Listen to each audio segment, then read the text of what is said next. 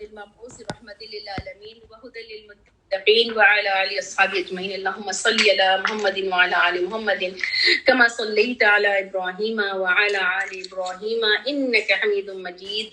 اللهم بارك على محمد وعلى آل محمد كما باركت على إبراهيم وعلى آل إبراهيم إنك حميد مجيد.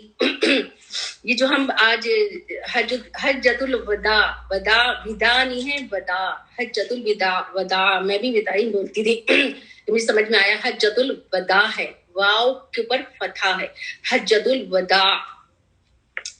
اس میں جو ہم یہ پڑھیں گے تو آپ یہ غور کریے گا کہ ہمارا حج اور مین حج کا ہے کہ حج جو ہے وہ 3 طرح کے حج ہوتے ہیں نا، وہ ہمیں آج سمجھ میں آئے گا. اور مسنون حج سمجھ میں آئے گا کہ جیسے رسول اللہ صلی اللہ علیہ وسلم نے کیا تھا ہم نے اسی طریقے سے کرنا ہے. کسی طرح کا بہت ساری چیزیں آپ کو سمجھ میں آئیں گی کہ ہم لوگوں نے کچھ چیزیں جو ہیں ایکسٹرا بھی کی ہیں، اور جو کہ اگر اللہ تعالیٰ موقع دے تو ہم نہ کریں یا ہمارے بچے جائیں تو ہم ان کو بتائیں کہ کس طرح سے کرنا ہے. حجۃ الوداع 10 ہجری یہ فیئرویل حج ہے. جب مکہ فتح ہو گیا، ایک سال جس سال فتح ہوا ہے اس سال کچھ صحابہ کرام گئے، مشرکوں کو منع نہیں کیا گیا تھا. دوسرے سال حضرت ابو بکر صدیق رضی اللہ تعالیٰ عنہ کے ساتھ حج کے لیے بھیجا گیا ایک گروپ 9 ہجری کو. تو 9 ہجری کو جب وہ گئے ہیں تو انہوں نے تو اللہ کی وہ آیات اتری براءۃ من اللہ کہ آج کے بعد سے کوئی مشرک یہاں پہ شامل نہیں ہوگا. اس جگہ مکہ میں حج کرنے کوئی مشرک نہیں آئے گا.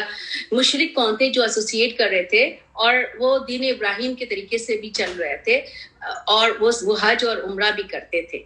لیکن اب جو حج کیا جا رہا ہے یہاں پہ کوئی مشرک نہیں ہے. یہ کون کر رہا ہے؟ رسول اللہ صلی اللہ علیہ وسلم. اب یہ جا رہے ہیں 10 ہجری کو، اور ایک ہی حج کیا تھا رسول اللہ صلی اللہ علیہ وسلم نے، اور یہ حجۃ الوداع کے نام سے ہے، فیئرویل حج. یعنی کہ اس کے بعد ایک طرح سے ایک پریڈکشن رسول اللہ صلی اللہ علیہ وسلم نے خود دیا تھا کہ اب ان کا وقت آ گیا ہے، پورا ہو گیا ہے. جب جزیرہ عرب میں دعوت تبلیغ مکمل ہو گئی، اللہ نے اہل ایمان کی ایک ایسی جماعت پیدا فرما دی جو دعوت کی حفاظت کی ضامن اور زمین کے کونے کونے تک پہنچانے کی کفیل تھی. کون؟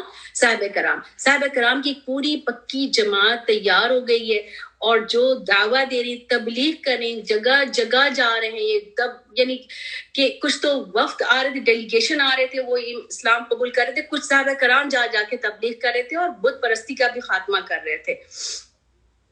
تو اللہ نے چاہا کہ رسول اللہ صلی اللہ علیہ وسلم کو انتقال سے پہلے ان کے جہد پہم، یعنی کہ ان کی جو جتنی بھی جد و جہد ہوئی تھی، جو رسول اللہ صلی اللہ علیہ وسلم 23 ایئرس تک کرتے رہے ہیں، اس کا اب جو ہے نتیجہ دکھانے کے لیے، اس کا پھل دکھانے کے لیے یہ رسول اللہ صلی اللہ علیہ وسلم کو ایک نعمت کی طرح سے کہ رسول اللہ صلی اللہ علیہ وسلم اب آپ کو انعام کی طرح سے حج کا وہ ملا ہے، اور آپ کے ساتھ 1 لاکھ صحابہ کرام بھی جا رہے ہیں. چنانچہ آپ کو 10 ہجری میں اللہ تعالیٰ نے بیت اللہ کے حج سے مشرف فرمایا.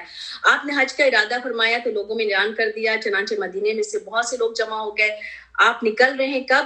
ہفتے کے دن جب ذی القعدہ گزرنے میں 5 دن باقی تھے، یعنی 26 ذی القعدہ، اس کے بعد ذی الحج آ رہا ہے. ٹھیک ہے، ذی القعدہ کو روانہ ہوئے 26 ذی القعدہ میں. تو آپ نے سب سے پہلے کیا کیا؟ ابھی نکل رہے ہیں، ابھی نیت یہاں پہ نہیں کی ہے. گھر سے نکلنے میں کیا کیا؟ گھر سے نکلنے میں آپ نے بالوں میں کنگھی کی، تیل لگایا. یعنی کہ ایک ہے نا کہ ایک نیت حج کس سے جا رہے ہیں. ٹھیک ہے، ایک ہے اس حج اور عمرہ کا اٹر کرنا، یعنی کہ یہ زبان سے ادا کرنا ہے حج اور عمرہ کی نیت. ٹھیک ہے، یہ ابھی زبان سے نہیں ادا کیا ہے، حج کے لیے جا رہے ہیں. اور اس کے لیے جانے کے لیے انہوں نے کنگھی کی، تیل لگایا، تہمت باندھا، چادر اوڑھی. تہمت باندھنا کیا چیز ہے؟ یہ وہی احرام کی 2 شیٹ. اور ظہر کی نماز کے بعد مدینے کے لیے چل پڑے. عصر پڑھنے سے پہلے ذوالحلیفہ پہنچے. وہاں پہنچ کر 2 رکعت عصر پڑھی، پھر وہیں رات گزاری. صبح ہوئی تو آپ نے فرمایا، یعنی خواب کا ذکر کیا اور یا وحی کا ذکر کیا کہ آج رات میرے رب کی طرف سے ایک آنے والا آیا، یعنی فرشتہ آیا اور اس نے کہا کہ یہ بہت مبارک وادی ہے. کون سی؟ ذوالحلیفہ. یہ ذوالحلیفہ کیا ہے؟ یہ کون سی وادی ہے؟ مدینہ سے جاتے ہوئے جو میقات آپ کو ملے گا یہ ذوالحلیفہ ہے. یہیں پہ رسول اللہ صلی اللہ علیہ وسلم نے یہاں پر میقات کیا تھا. یعنی میقات مینس کہ یہاں پر میقات وہ جگہ ہوتی ہے جہاں پہ آپ کو اٹر کرنا ہے، نیت کو اٹر کرنا ہے، اور اس کے بعد آپ نے تلبیہ پڑھنا شروع کر دینا ہے. اور نیت کو اٹر کرنے کے لیے کوئی ایسی چیز نہیں ہے کہ آپ کو 2 رکعت الگ سے نماز پڑھنا ہے. ایسا کوئی چیز ثابت نہیں ہے سنت سے. سنت سے کیا ہے کہ آپ نے جو ہے یہاں پہ نماز پڑھو، حج اور عمرہ کا ایک ساتھ نیت کرو. تو کون سا حج کر رہے تھے رسول اللہ صلی اللہ علیہ وسلم؟ حج قران کر رہے تھے. حج قران وہ حج ہے جس میں آپ قربانی کے جانور جس میں ساتھ لے کے جایا جاتا ہے، اور اس میں ایک نیت میں حج اور عمرہ ہوتا ہے، احرام اترتا نہیں ہے اس میں. تو میل وہاں کے رہنے والے ہی یہ کر سکتے ہیں، باہر سے آنے والے حج قران کا نہیں ہے. حج قران رسول اللہ صلی اللہ علیہ وسلم نے کیا تھا، بٹ اسکالرز اور رسول اللہ صلی اللہ علیہ وسلم نے خود کہا یہ بات کہ حج تمتع اگر مجھے ہوتا تو میں خود اسی کا کرتا. ابھی آگے ہم پڑھیں گے. پھر رسول اللہ صلی اللہ علیہ وسلم نے جو ہے یہ دلیل حج میں عمرہ کی اباحت تھی، یعنی کہ ایک ساتھ ملانے کا، مرج کرنا تھا دونوں نیت کو ایک نیت میں. جو اہل جاہلیت جو اس کو بہت برا سمجھتے تھے، کیونکہ وہ کہتے تھے الگ الگ نیکی ہوتی ہے، ہاں عمرہ الگ کرو حج الگ کرو، یہ کیا کہ دونوں کو ملا دیا. لیکن اس جاہلیت کے رسم کو ختم کرنے کے لیے یہ چیز رسول اللہ صلی اللہ علیہ وسلم کے ذریعے کرائی گئی. پھر رسول اللہ صلی اللہ علیہ وسلم نے ظہر سے پہلے غسل کیا، سر اور بدن میں خوشبو لگائی. کب؟ غسل کے بعد خوشبو. یہ سٹیپ دیکھیں، ٹھیک ہے، جس میں مشک بھی تھا. پھر تہبند باندھا، پھر چادر اوڑی، پھر 2 رکعت ظہر کی نماز پڑھی. تو کون سی نماز پڑھ رہے تھے وہ؟ یہ ظہر کی نماز پڑھ رہے تھے، الگ سے کوئی نفل نہیں ہے، ظہر کی نماز پڑھی ہے، ٹھیک ہے. اور مصلی پر ہی حج اور عمرے کا احرام باندھا. احرام تو پہن چکے تھے، اب احرام باندھا کیوں لکھا ہے؟ یعنی کہ نیت باندھی، نیت کی وہ. تو احرام باندھا مینس کہ جب جیسی اٹر کر دیا نیت، احرام تو پہنے ہوئے تھے، جیسی نیت کیا تو احرام مینس کہ جو حرمت والی چیز، یعنی کہ آپ کے اوپر حرام ہو گئی کچھ چیزیں، ٹھیک ہے. تو وہ آپ نے وہ جب جیسی احرام باندھا یعنی کہ نیت کی، تو نیت کی جب تو وہ ساری چیزیں جو آپ کی ابھی حلال ہیں وہ سب حرام ہو گئی. اس میں 2-3-4 چیزیں بہت ہیں، شکار نہیں کریں، کسی کو مارے نہیں، کسی کوئی غلط بات نہیں کرے، اور کوئی ریلیشن میاں بیوی کا نہیں ہونا ہے. اس طرح کی چیزوں سے بالکل یعنی کہ ختم. جو آپ کو آؤٹ آف احرام الاؤڈ ہے وہ ابھی حرام ہو گئی آپ کے اوپر. اور دونوں میں قرن کیا فرمایا، یعنی کہ نیت کی. اور نیت کیا تھی؟ لاؤڈ کیا تم نے، یعنی کہ اللہم لبیک بعمرۃ و حج. یہ حج قران کا ہے، بعمرۃ و حج، ٹھیک ہے. اے اللہ عمرہ اور حج کے لیے حاضر ہوں. اس کے بعد لبیک پکاری، اور جس کے کلمات تھی لبیک اللہم لبیک لبیک لا شریک لک لبیک ان الحمد والنعمت لک والملک لا شریک لک. یہ کتنی خوبصورت آواز آپ کے کانوں میں گونجنے لگتی ہے جن نے حج کیا ہے، کہ وہاں کا پورا سین آنے لگ جاتا ہے. اس کا مطلب کیا ہے؟ لبیک ہم حاضر ہیں، بار بار حاضر ہیں اللہ، بار بار حاضر ہے. آپ کو تیرا کوئی شریک نہیں، بار بار حاضر ہے. یقیناً تعریف اور نعمت تیرے لیے ہے، بادشاہت بھی، تیرا کوئی شریک نہیں. پھر بار بار یہ دعا مانگی، یہ لبیک کہا. اس کے بعد آپ مصلی سے، یعنی جہاں مصلی مینس یہ نہیں کہ جہاں نماز بچھایا ہوا، یعنی وہ جگہ نماز کی، وہاں سے اٹھ کر اپنی اونٹنی پہ سوار ہوئے اور پھر لبیک کہا. جب اونٹنی آپ کو لے کر میدان پہ چل پڑی تو پھر آپ نے لبیک کہا. ایوری اسٹیپ بائی اسٹیپ پہ آپ یعنی بولتے جا رہے ہیں، جیسے چڑھے تو کہا، اترے تو کہا، چلے تو کہا، یعنی چلتے ہر اسٹیپ پہ کہے چلے جا رہے ہیں. پھر آپ نے جو ہے نماز کے بعد جو ہے ذوالحلیفہ ہی میں آپ نے ہدی جانوروں کے کوہان چیرے اور اسے قلادے پہنا دیے. پٹے جانوروں کے اوپر جو پٹے پہنا دیے جاتے تھے، وہ دور سے پتہ لگ جاتا تھا کہ یہ حج اور عمرہ حج کے لیے آ رہے. عمرہ میں تو لے کے گئے تھے ایک دفعہ رسول اللہ صلی اللہ علیہ وسلم وہیں پر ہی، کیونکہ وہ بتانے کا مقصد تھا کہ پوری فوج آ رہی ہے تو ان کو یہ نہ ہو کہ اٹیک کرنے آ رہے ہیں. تو یہ حج اور عمرہ کے خاص سائن ہوتا تھا، شعائر اللہ ہو جاتا ہے یہ پھر اللہ کی یعنی سائن میں سے، یعنی کہ دکھانے کے لیے کہ یہ جانور بھی عزت والے ہیں، یہ حج والے لوگ بھی عزت والے لوگ ہیں، آنرڈ پیپل ہیں. اس کے بعد آپ نے سفر جاری رکھا. پھر ہفتے بھر بعد مکے کے قریب پہنچے. 1 ویک لگا. 4 اب ذی الحج اب آ گیا ہے، 3 یا 4 ذی الحج کی صبح تھی. آپ صلی اللہ علیہ وسلم نے بیت اللہ کا طواف کیا، صفا مروہ کی سعی کی. ٹھیک ہے، یہ کیا تھا؟ یہ طواف اور سعی کی، یہ حج قران کا حصہ ہے. اور اس کے بعد احرام نہیں اتارا ہے. ہم لوگ کیا کرتے ہیں حج تمتع میں کہ ہم لوگ جب جا کے اور طواف اور وہ سعی کیا تو اس کے بعد ہم احرام سے آؤٹ ہو جاتے ہیں، because that was our عمرہ. حج تمتع میں آپ احرام سے نکل جاتے ہیں، آپ سر منڈوا لیتے ہیں، اینڈ دین 2-4 روز جو بھی آپ کے پاس ہوتا ہے آپ نارمل اپنے کپڑوں میں جو بھی آپ کے پر کوئی حرمت نہیں ہوتی ہے اس وقت. پھر بالائے مکہ میں حجون کے پاس قیام فرمایا اور دوبارہ پلٹ کر طواف نہیں کیا، البتہ احرام برقرار رکھا کیونکہ آپ قارن تھے.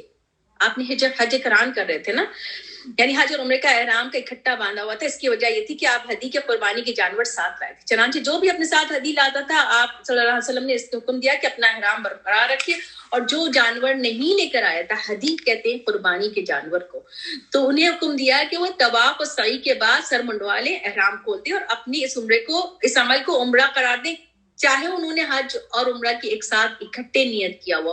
یعنی اس کا کوئی وہ نہیں. ہم لوگ ایک چھوٹی چھوٹی چیزوں پہ جاتے, ہم نے تو عمرہ اور حج کی ایک ساتھ نیت کر لی تھی, اب کیا ہوگا, اب تو احرام کھولیں گے تو کیا ہوگا.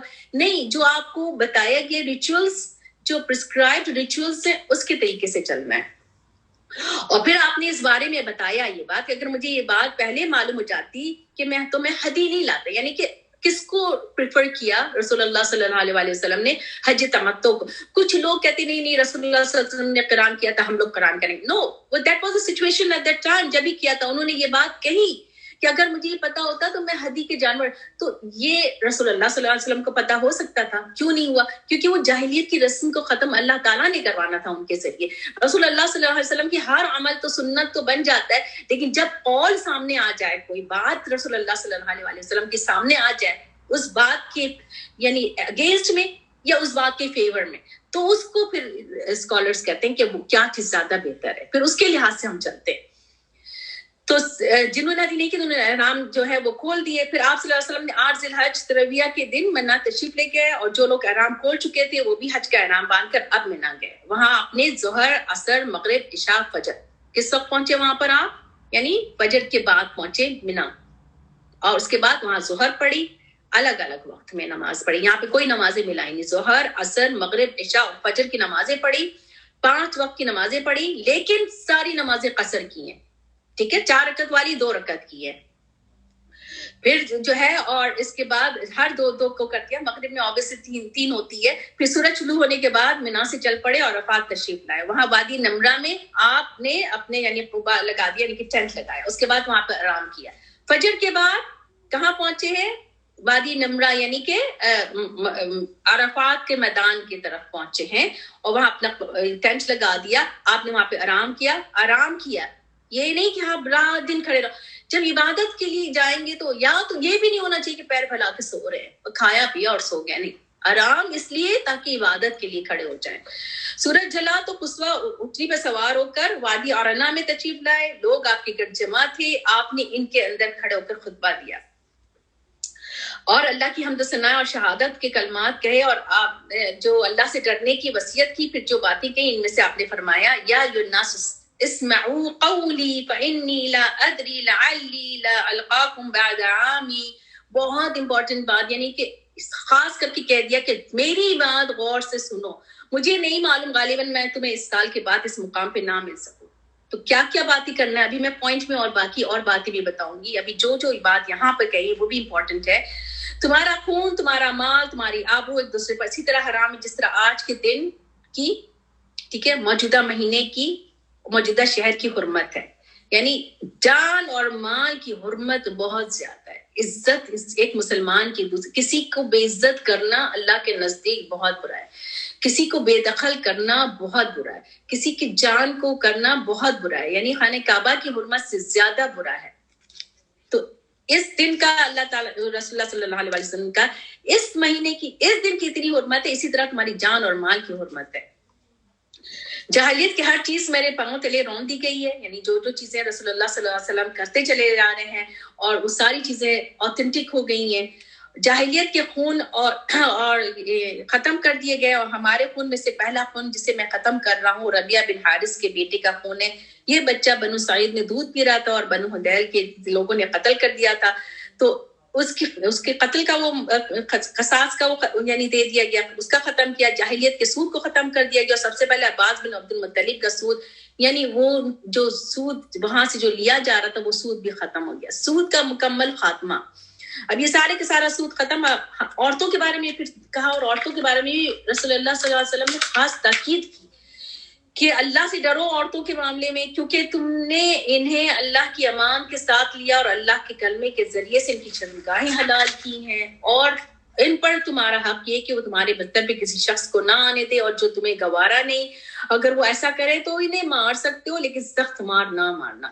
یہ اسی آیت سے ریلیٹڈ ریفرنس کے طور پہ آپ کہہ سکتے ہیں کہ جس میں اللہ تعالیٰ نے کہا ضرب ایک ہلکے سے وہ ہے، یہ نہیں کہ عورت کو تشدد کچھ غلط کام کرتے دیکھا تو اس کو اتنا تشدد کیا کہ اس کو ختم ہی کر دیں. تو انسان، کوئی بھی انسان کسی کی غلطی ہو سکتی ہے، ایسا اس کو تنبیہ کرے. اور تم پر ان کا یہ حق ہے کہ تم انہیں معروف طریقے سے کھلاؤ اور پہناؤ. یعنی کتنی بڑی بات ہے کہ انسان اگر ایسی کوئی چیز دیکھ لے تو وہ نہ پہنائے نہ کھلائے، اس کے باوجود پہناؤ کھلاؤ، اور آن ٹاپ پہناؤ اور کھلاؤ. تمہارے اوپر یہ ہے کہ عورت کا کتنا زیادہ خیال رکھنا ہے. اور تم میں سے ایسی چیز چھوڑے جا رہا ہوں، اگر تم اس سے مضبوطی سے پکڑے رکھتے اس کے بعد ہرگز گمراہ نہ ہوگے، اور وہ ہے اللہ کی کتاب. اور تم سے میرے متعلق پوچھا جائے گا تو کیا کہو گے؟ صحابہ کرام نے کہا ہم شہادت دیں گی کہ آپ نے تبلیغ کر دی. ابھی وہی جو آیت ہم پڑھ رہے تھے، وہی والی آیت سے ریلیٹڈ یہ بات ہے. پیغام پہنچا دیا، خیر خواہی کا حق ادا کر دیا. یہ سن کر آپ صلی اللہ علیہ وسلم نے شہادت کی انگلی آسمان کی طرف اٹھایا اور کہا اللہم اشہد اللہم اشہد اللہم اشہد، اللہ آپ گواہ رہے، اللہ آپ گواہ رہے. یعنی میں نے یہ میسج پہنچا دیا. اس خطبے میں آپ نے مزید کچھ اور احکامات بھی دیے تھے، وہ میں آگے کچھ میں نے جمع کیا ہے، اس کو میں آپ کو بتاؤں گی. یہاں پہ جتنی ہے وہ یہی ہے. لیکن پھر وہاں ہی پر نازل بھی اللہ کی طرف سے سورہ مائدہ کی یہ آیت نازل ہوئی جو ہم شروع میں پڑھ چکے ہیں، الیوم اکملت لکم دینکم واتممت علیکم نعمتی ورضیت لکم الاسلام دینا. آج میں نے تمہارے لیے تمہارا دین مکمل کر دیا، تم پر اپنی نعمت پوری کر دیا، تمہارے لیے اسلام کو بحیثیت دین پسند کر لیا. یہ نعمت اور سعادت کا دن تھا. اتنی بڑی نعمت ہمیں ملی ہے کہ رسول اللہ صلی اللہ علیہ وسلم کے ذریعے صحابہ کرام تک مکمل دین پہنچا ہے. ایک مکمل دین، نو بدعت، نتھنگ ایلس. صرف ہم قرآن اور سنت سے جائیں گے تو ہم نے ہر چیز ہماری یعنی پراپر اللہ کی عبادت ہے. یہ ایکسٹرا کوئی چیز نہیں ہے، کوئی ایکسٹرا بات ہمیں نہیں کرنا ہے.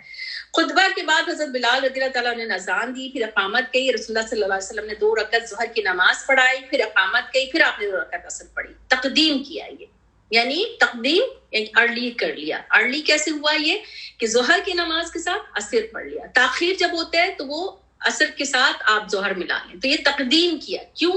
اب زیادہ ٹائم ہے دعا کا. اس کے فوراً بعد رسول اللہ صلی اللہ علیہ وسلم عرفہ کی طرف چلے گئے، وقوف کی طرف گئے، اپنی اونٹنی کا شکم یعنی چٹانوں کی طرف، یعنی کہ قبلہ، چٹان یعنی اس طرف قبلہ تھی تو اس طرف ایسے رخ کر کے گئے، اور پھر وہاں پہ کھڑے رہے. کب سے کھڑے رہے؟ ظہر اور عصر ایک ساتھ تقدیم کرنے کے بعد سے وہ کھڑے رہے، کوئی اس کے بعد بیٹھنا نہیں. اس کے بعد کھڑے، اور اس بیچ میں کوئی اور نماز نہیں پڑھی، کوئی سنت نہیں، کوئی نفل نہیں، کوئی اور عبادت نہیں سوائے کھڑے ہو کر دعا کرنا. This is what the ritual is of حج، کہ آپ نے ایک ساتھ نماز پڑھی، دونوں نمازوں کو ملا کے نمازیں پڑھی ہیں، اور اس کے بعد وقوف میں جا کے کھڑے ہو گئے، اینڈ دین دعا، nothing else. دعا اور دعا اور دعا. مغفرت، جتنی بھی مغفرت کی مانگے، دعائیں اپنے لیے مانگے، لوگوں کے لیے مانگے. پھر لا الہ الا اللہ وحدہ لا شریک، یہ دعائیں عبادہ ہے. یہ دعائیں عبادہ پڑھتے چلے گئے، اور بہت زیادہ یہی والی ہے لا الہ الا اللہ وحدہ لا شریک لہ الملک ولہ الحمد وہو علی کل شیء قدیر. یہ دعائیں عبادہ ہے. اور دعائیں مسئلہ، اپنے جو بھی مسئلہ ہے وہ بھی آپ پیش کریں. تو وقوف میں بس یہی کرنا ہے. پھر آپ نے مسلسل وقوف رہا ہے یہاں تک کہ سورج غروب ہو گیا اور تھوڑی زردی چلی گئی. پھر آپ روانہ ہو کے مزدلفہ چلے آئے. وہاں مغرب اور عشاء کی نماز، 1 اذان اور 2 اقامت. تو کیا سمجھ میں آئی بات؟ جب ہم ملاتے ہیں نماز تو اس میں 1 اذان ہوگی. جب ہم کہیں ٹریول میں ہیں یا کہیں جا رہے ہیں تو اذان ہوگی، اذان دینا ہے، اور اذان کے ساتھ جو ہے آپ نے ہر نماز کی اقامت کرنا ہے. یعنی اگر مغرب میں آپ پہنچے ہیں اور مغرب اور عشاء کی نماز ملا رہے ہیں تو اذان 1 دی ہے، ٹھیک ہے، اور اقامت 2 کرنی ہے. تو آپ جو ہے اس کے بعد قبلہ رخ ہو کر دعا، تکبیر، تحلیل، توحید کے کلمات کہتے رہے. یہی لا الہ الا اللہ وحدہ لا شریک، یہاں تک کہ اور سبحان اللہ والحمدللہ یہ بھی پڑھتے رہے، یہاں تک کہ خوب اجالا ہو گیا. تو اس کے بعد یعنی آپ اس کے بعد سورج طلوع ہونے سے پہلے مینا کے لیے روانہ ہو گیا، اور جمرہ کبریٰ پر آ کر 7 کنکریاں ماری. اچھا، ظہر اور اس کی نماز پڑھی، شریک لہ الملک ولہ الحمد وہو علی کل شیء قدیر. آئبون التائبون العابدون الساجدون ربنا حامدون صدق اللہ وعدہ ونصر عبدہ وحزم الاحزاب وحدہ. کہ اللہ کے سوا کوئی معبود نہیں، تنہا اس کے سوا کوئی شریک نہیں، اسی کی بادشاہ ہے، اسی کی تعریف ہے، ہر چیز پر قادر ہے. آئبون پلٹنے والے، تائبون ہم توبہ کرنے والے، عابدون ہم عبادت کرنے والے، ساجدون ہم سجدہ کرنے والے، لربنا اپنے رب کے لیے، حامدون ہم تعریف کرنے والے، صدق اللہ اللہ نے سچ کر دکھایا اس کا وعدہ، ونصر عبدا مدد کی اپنے بندے کی، اور حزم الاحزاب وحدہ ایک دفعہ میں حزم ہو گئے سارے، بھاگ گئے سارے احزاب، سارے گروہ۔ سارا کریڈٹ اللہ سبحانہ وتعالیٰ کا ہے۔ یہ پورا حج کے وہ ہو گیا ہے۔ اور اس کے بعد رسول اللہ صلی اللہ علیہ وسلم ایک چھوٹی سی بات ہے یہاں پر کہ سریہ اسامہ بن زید، اسامہ بن زید کون تھے؟ اسامہ بن زید جو تھے زید بن حارث کے بیٹے اور ام ایمن کے بیٹے تھے۔ ام ایمن جو تھی یہ برارہ جو ان کی غلام تھی نا، رسول اللہ صلی اللہ علیہ وسلم کے ماں باپ کے غلام میں سے تھی، اس وقت لونڈی تھی، پھر انہوں نے اسلام قبول کیا۔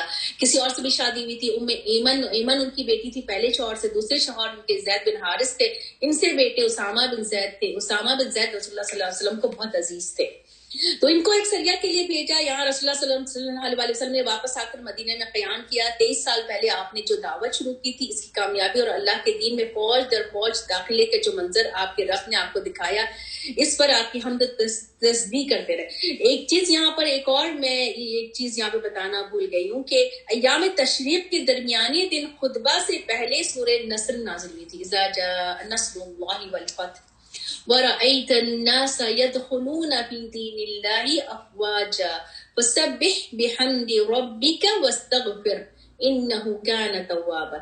یہ جب سورہ نازل ہوئی تھی، حضرت ابوبکر صدیق رضی اللہ تعالیٰ عنہ رونے لگے تھے کہ اب اللہ کی طرف سے بات آ گئی کہ آ گئی فتح اور مدد۔ وَرَأَيْتَ النَّاسَ تم دیکھو کہ لوگوں کو فوج در فوج دین میں داخل ہو رہے ہیں، افواجا۔ اب آپ نے کیا کرنا ہے؟ اپنے تسبیح کرنا ہے، استغفار کرنا ہے۔ تو رسول اللہ صلی اللہ علیہ وسلم نے اس کے بعد تسبیح اور استغفار بہت زیادہ کرنا شروع کر دیا تھا۔ تو اس کے بعد دیکھا کہ فوج در فوج لوگ داخل ہو رہے ہیں، جو منظر آپ کے رب نے آپ کو دکھائے اس پر حمد تسبیح کرتے رہے۔ اس دوران بعض وفود کا استقبال بھی کیا۔ حضرت اسامہ بن زید کو 700 فوجیوں کے ساتھ تیار کیا، حکم دیا کہ علاقہ بلقاء اور دارون کی فلسطینی سرزمین پر سواروں کے ذریعے روند آؤ۔ یہ لشکر روانہ ہوا۔ مدینے سے ابھی 3 میل دور مقام جرف میں خیمہ زن ہوا تھا، لیکن رسول اللہ صلی اللہ علیہ وسلم کی بیماری کے متعلق تشویشناک خبریں آئیں، ان کو ملی تو لوگ وہیں پر رک گئے، یعنی کوئی اب سٹیپ نہیں لیا ابھی۔ لیکن جب اللہ کا فیصلہ ظاہر ہو گیا، یعنی کہ رسول اللہ صلی اللہ علیہ وسلم چلے گئے جب، تو یہ لشکر حضرت ابو بکر صدیق کی عہد خلافت کی پہلی فوجی مہم کی شکل میں اختیار کر گیا، کیونکہ وہ they were ready to go، لیکن وہ کسی وجہ سے رک گئے۔ اور جیسے حضرت ابو بکر صدیق خلیفہ بنے رضی اللہ تعالیٰ عنہ، فوراً ہی انہوں نے یعنی کیا، تو یہ پہلی مہم تھی اس وقت۔ حج الوداع جو ہے یہ تھوڑا سا حج الوداع کے بارے میں پڑھتے ہیں، 5-6 پوائنٹس ہیں، کچھ پوائنٹس ہیں۔ پہلی بات یہ کہ ہم نے کتنے خوش قسمت ہیں، دین مکمل ہمیں ملا۔ حج الوداع میں نبی صلی اللہ علیہ وسلم کے کچھ اور احکامات ہیں۔ آپ صلی اللہ علیہ وسلم نے فرمایا کہ تم میرے بعد کافر نہ ہو جانا اور ایک دوسرے کی گردن نہ مارنے لگنا، یعنی قتل کرنا اٹس کفر، تو یہ بتایا۔ پھر آپ نے بتایا کہ جمرات میں یہ بتایا کہ چھوٹی چھوٹی کنکری مارنا ہے، یہ بڑی والی نہیں، چھوٹی چھوٹی کنکری مارنا ہے۔ یہ ان بٹوین عمل والی چیز میں نے نوٹ کیا ہے۔ جابر رضی اللہ تعالیٰ عنہ سے روایت ہے کہ نبی صلی اللہ علیہ وسلم نے کعبے کا طواف کیا، اپنی اونٹنی پر کیا اور چھری سے، یعنی کہ اپنی جو سٹک تھی اس سے حجر اسود کا استلام کیا تھا، یعنی کہ اس سے چوما تھا۔ کیوں کیا تھا اونٹنی پر؟ کیونکہ وہ بڑا سکھا رہے تھے حج کے rituals, that's why he was up. تو اگر کوئی سمجھا رہا ہو، سکھا رہا ہو، تو سیلاؤٹ کے اوپر کہیں بیٹھا ہوا ہو، تو اس وجہ سے آپ کے یعنی وہ آپ حج کے ارکان سکھا رہے تھے۔ لوگوں نے ڈفرینٹ سوالات بھی بہت کیے رسول اللہ صلی اللہ علیہ وسلم اس حج الوداع کے موقع پہ۔ کوئی کہہ رہا تھا کہ ہم نے سر منڈوا لیا، اب کیا کریں، ہم نے تو ابھی وہ نہیں کیا۔ رسول اللہ صلی اللہ علیہ وسلم کا کوئی بات نہیں، اب جا کے رمی کر لو۔ کسی نے کہا ہم نے رمی کر لیا، نہر یعنی بعد میں کیا ہے، تو رسول اللہ صلی اللہ علیہ وسلم نے کہا کوئی بات نہیں۔ تو یہ جو تھے اسٹیپس یہ آگے پیچھے ہو سکتے ہیں، مین نیت ہے کہ یہ تینوں چیز کو کرنا ہے۔ اس میں کچھ وہ نہیں کہ کوئی چیز ہم نے آگے کر دی، کوئی چیز پیچھے کر دی، اٹ ڈزنٹ میٹر۔ کہ اگر کوئی پہلے جا کے طواف افاضہ کر رہا ہے اور بعد میں آ کے رمی کر رہا ہے، اگر رمی کر دیا یعنی ایک رمی کے بعد اس کے بعد کوئی بھی آگے پیچھے کر سکتا ہے۔ اس میں مزید یعنی حج سے پہلے تھوڑا سا مسنون حج کو بھی سیکھنا چاہیے۔ تو رسول اللہ صلی اللہ علیہ وسلم نے ہر ایک کو بہت اچھے سے جواب بھی دیتے رہے۔ حج الوداع کے موقع پر رسول اللہ صلی اللہ علیہ وسلم نے اسپیشل مینشن کیا تھا دجال کو، دجال کے فتنے کو اسپیشل مینشن کیا تھا کہ دجال آئے گا، کانا ہوگا، اس کی ایک آنکھ ایسی جیسے پھٹی ہوئی ہوگی، اس کے کافر لکھا ہوا ہوگا. یہ پورا ایک باقاعدہ خطبہ دیا تھا. اگر آپ ڈیٹیل میں خطبے میں جائیں گے، اگر مجھے موقع ملے تو میں کسی وقت حج الوداع کا پورا خطبہ کو ایک سمرائز کر کے میں بتاؤں، اللہ تعالیٰ مجھے توفیق دے. تو یعنی اور سے بچنے کی دعا بھی کہی ہے ہر نماز کے بعد، جو میں نے ابھی پچھلے دنوں بتایا تھا کہ اللہم انی اعوذ بک من عذاب القبر، من عذاب جہنم، ومن شر فتنۃ محیای ومماتی، ومن شر فتنۃ مسیح الدجال. یہ نماز میں سلام سے پہلے پڑھنے کا ہے، تو اس لیے فتنے سے بچنے کے لیے کہا. اور فرمایا کہ میرے بعد نہ کوئی نبی آئے گا نہ کوئی امت آئے گی، یعنی کوئی نبی نہیں ہوگا تو کوئی نئی امت بھی نہیں ہوگی. تمہیں کرنا کیا کام کیا؟ نماز پڑھو، زکوٰۃ دو، اور 1 مہینے کے روزے رکھو، اپنے عمرہ کی اطاعت کرو. یعنی یہ بھی ایک امپورٹنٹ بات ہے کہ آپ کے جو لیڈرز ہیں اگر وہ دین کے خلاف نہیں جا رہے تو آپ ان کی یعنی کہ جو رولز اینڈ ریگولیشن کو فالو کرنے کا، تو یہ فساد کا ذریعہ نہیں بنتا ہے. کب پیس آتا ہے؟ جب پوری قوم ایک جگہ یعنی ایک اچھے لیڈر کی باتوں کو فالو کرو، لیکن وہ اگر دین کے خلاف نہیں جا رہے.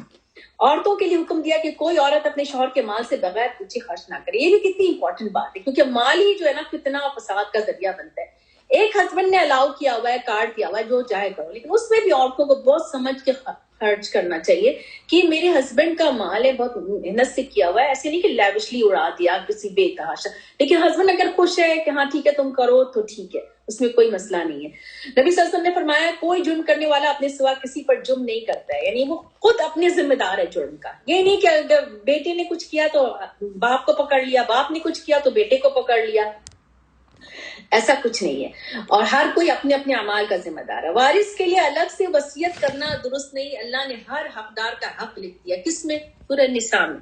جب ہر حقدار کا حق لکھ دیا ہے تو اس حقدار کے لیے تو آپ کو وہ تو وصیت میں جانا ہی جانا ہے. تو الگ سے کیوں ہم وصیت کریں کہ او میرے بیٹے کو فلاں دے دو؟ یہ ناانصافی میں ہو جائے گا کہ آپ نے کسی بچے کو الگ سے زیادہ دے دیا، کسی کو کم